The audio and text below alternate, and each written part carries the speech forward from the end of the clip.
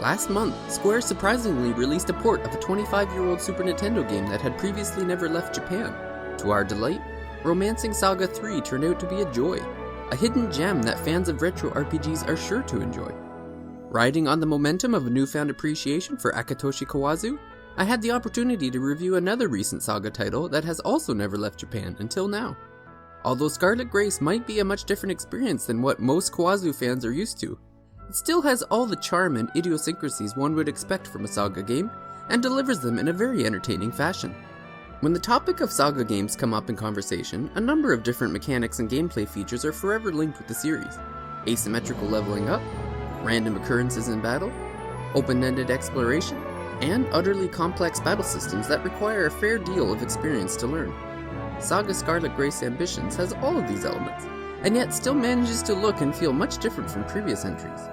The differences begin right away as Scarlet Grace does away with the traditional JRPG isometric town exploration and instead focuses on a more curated story experience presented in a visual novel format.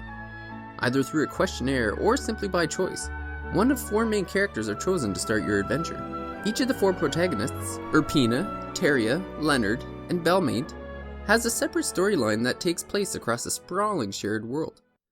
The heroes all have different goals and challenges to overcome, and their own cast of characters to help them do so.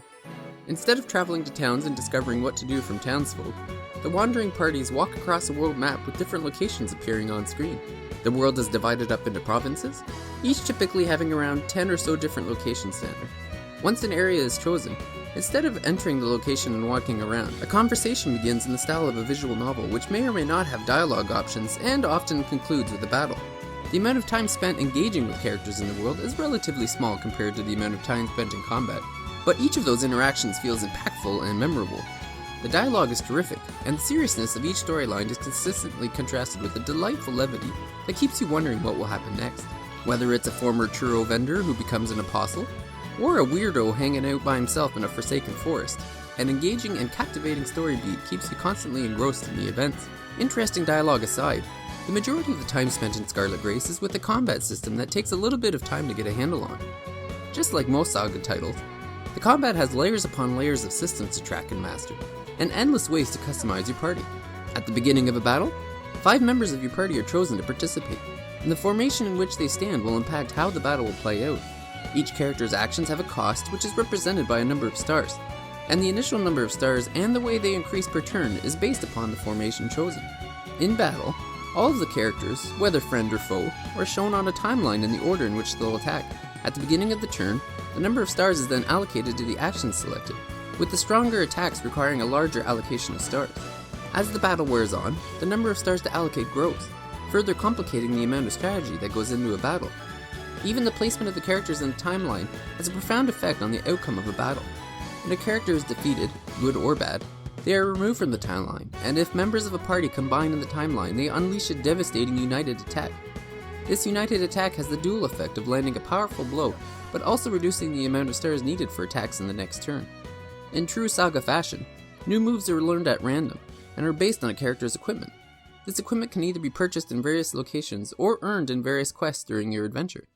Countless variations of attack styles can be formulated based on the party members you choose, as most parties have a number of different style combatants.